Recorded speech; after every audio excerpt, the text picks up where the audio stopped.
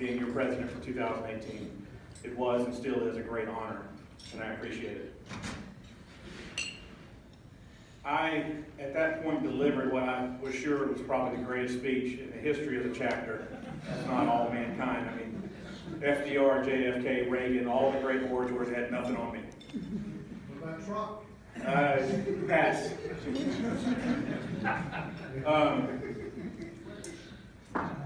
When it was over, I had a lot of people come up and congratulate me and tell me and confirm that I had indeed given a pretty good speech. There were lots of laughs. In fact, Jay, something was going on with the sound last year, and so Jay superimposed the soundtrack, and the laughter was so loud when he sent me the tape. I said, man, I'm pretty sure I was not that good.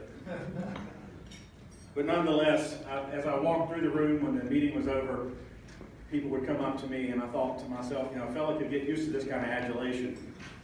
I was feeling pretty good about myself. And as I made my way back towards the back of the room, I could see one of our senior members, let's say, and I could see that he didn't have this sort of same look everybody else had. And I'm pretty sure I started seeing a little wag of the finger. And this is, as I said, a senior member. I'm pretty sure one of the founding members of our chapter, certainly one of the earliest members of our chapter. And as I got a little closer, he looked at me and he said, your speech was too damn long. And right then I realized that just as this profession can be humbling, so too can service to other people, and that I had to be on my toes. Can't please everybody. As it turned out, our senior member was thirsty. And he and the folks at his table, out of respect for me, didn't want to get up and go to the bar during my speech. So I just want to tell you guys tonight, feel free to move around and go to the bar. Like Rocky said, there you go. But I'm not going to mention any names, but I told Bruce Sauter I would keep this speech for 45 minutes. In all seriousness, tonight is not about me or anything I have to say. It's about the Institute, the designation, the hardworking, dues-paying members like you. We appreciate you and your guests being here tonight. And we know that your presence here is in support of our chapter and everything we endeavor to do, and we thank you for that.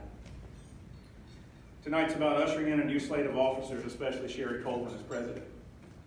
I've gotten to know Sherry very well over the last few years, working with her as part of this chapter, and I can tell you there's never been a person more prepared and more dedicated to lead this chapter than Sherry. She's a person of impeccable character, nerves of steel, and the patience of a saint, all of which you need to be in this position sometimes. She knows what she wants, she usually gets it, and I'm proud to have her as a friend and a colleague. And in fact, as I was sitting listening to the mayor of Greensboro talk this afternoon, I realized that before she was even sworn in, she'd already upstaged me by getting the mayor of Greensboro here. And you know, here's Greensboro, is one of the great cities in North Carolina with so much history and so much culture.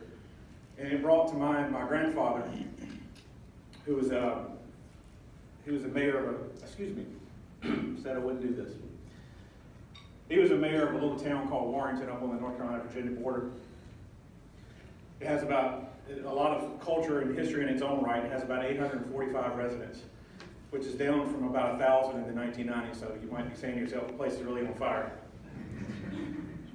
But he took his job very seriously. He's not what I would call a ribbon cutter or a ceremonial mayor.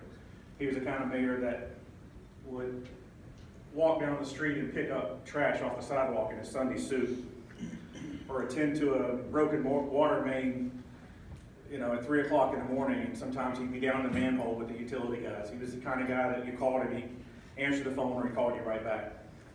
And that's the kind of leadership I've been around my whole life. I've been blessed to be around people like that. And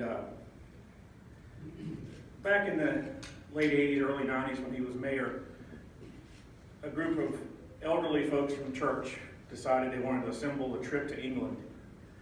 And they said, come on, Mayor White, go with us to England, maybe we'll get a chance to meet the Queen. And he delivered a retort in only the way that he could. We called him Pops. And Pops looked up and he said, why the hell would I want to go to England? The Queen's never been here to see me. But that's the way he saw himself, and that's the way he saw his hometown. He was very proud of it. And he took his job seriously, and he was always reelected. And people knew that no matter how big or small, that it was important to him. And that's the kind of leadership I see in this executive committee that you'll see up here in a few minutes. It's going to be installed for next year, the same group that I had the pleasure of working with last year. They're the kind of people that will roll up their sleeve and do the hard work and make decisions that are sometimes necessary, but often unpopular. And it's a group of people that aren't afraid to challenge the status quo and change things up. They're not afraid to redefine and reinvent. And I'm really proud to have served with them. And I did, honestly, I was surrounded by really good people. My part was very small in that. But I think about Pops and how important, to him, he was just as important in Warrington as the Queen is in England.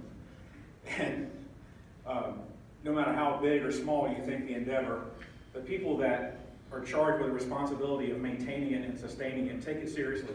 And it is a big deal to them. And that's the way these folks are. And I appreciate that.